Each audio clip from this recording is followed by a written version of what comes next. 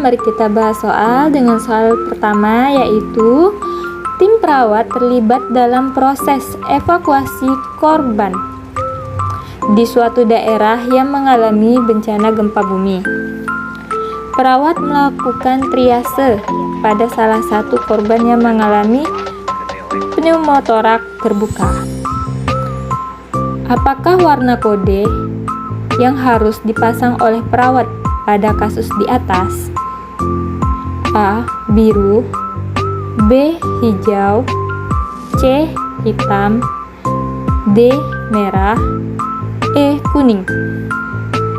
Baiklah teman-teman, pada kode triase terdapat 4 kode triase, yaitu warna hijau, merah, kuning, hitam. Jadi sudah jelas ya teman-teman, untuk option A ini tidak termasuk. Untuk korban yang mengalami pneumotorak terbuka merupakan situasi yang dapat mengancam jiwa bila tidak ditangani segera. Pada korban ini memiliki harapan hidup jika segera mendapatkan pertolongan secara cepat ya teman-teman. Jadi warna yang harus ditempelkan pada korban tersebut yaitu adalah warna merah ya teman-teman. Sedangkan warna merah ini merupakan prioritas pertama karena mengancam jiwa atau fungsi vital. Bisa jadi perlu resusitasi dan tindakan bedah segera.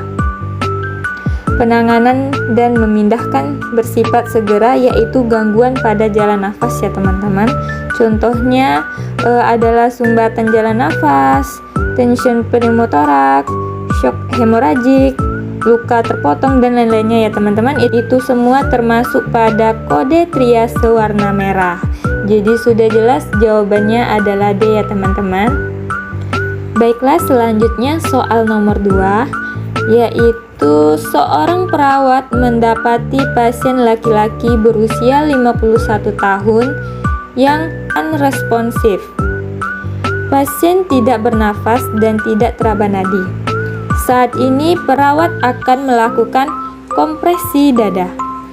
Pertanyaannya, untuk mendapatkan high quality CPR, berapakah kecepatan dan kedalaman kompresi yang harus dilakukan perawat? A. Di atas 120 kali per menit dengan kedalaman 6-8 cm. B. 60-100 kali per menit dengan kedalaman 2-3 cm. C. 80-120 kali per menit dengan kedalaman 3-5 cm. D. 100-120 kali per menit dengan kedalaman 5-6 cm. E. Tidak ada pilihan yang benar. Jadi teman-teman, untuk mendapatkan high quality pada CPR, kita harus mengetahui terlebih dahulu poin-poin yang mencangkup. Agar CPR efektif, maka harus dilakukan dengan cara yang pertama, melakukan kompresi dada dengan kecepatan 100-120 kali per menit.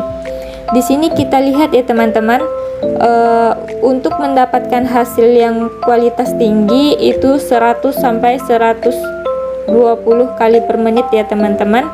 Jadi untuk yang melakukan CPR di atas 120 ini sudah jelas ini tidak termasuk untuk option A.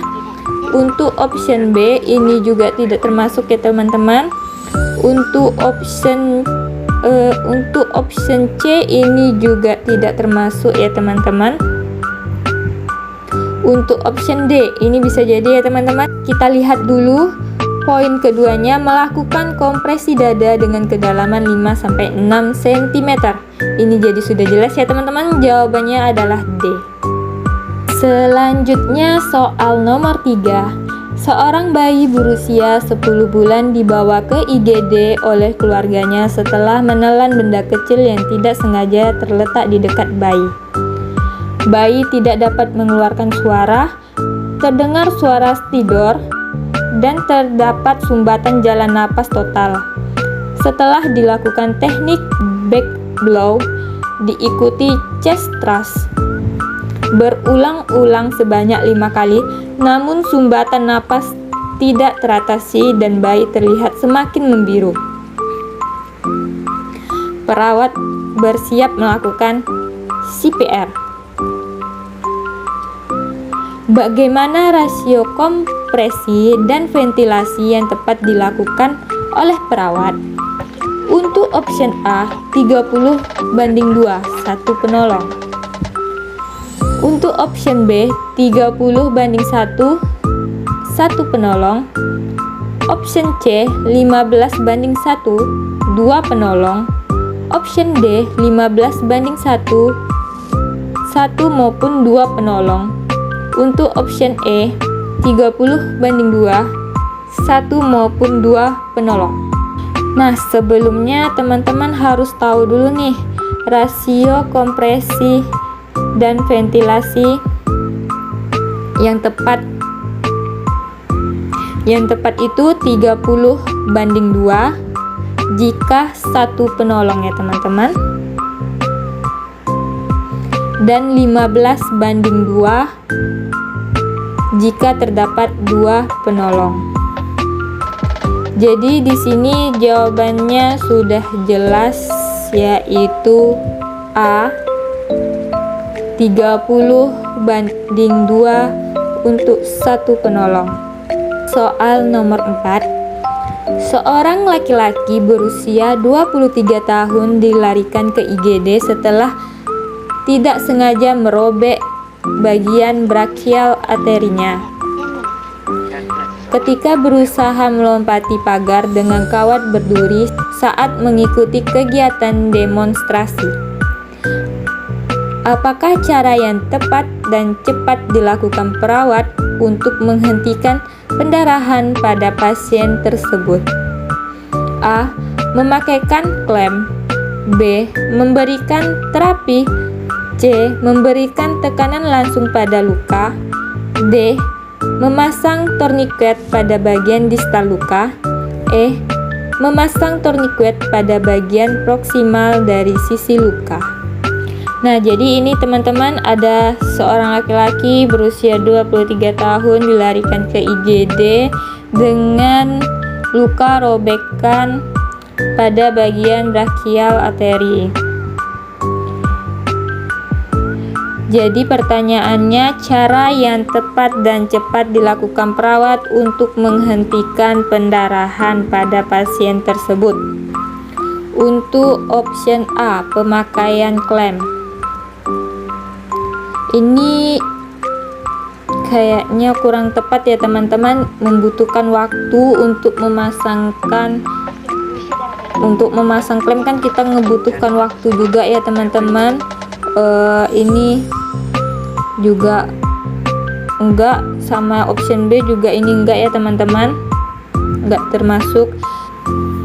Jadi untuk cara yang tepat dan tepat pada pendarahan eksternal yang dialami